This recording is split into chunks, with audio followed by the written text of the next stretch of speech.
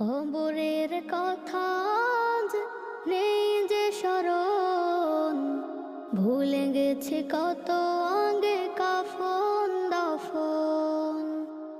মাটিরও দূরে হায় নীরবে মানুষ ঘুমায়, এখনো উদাস হয়ে আমি সারাক্ষণ।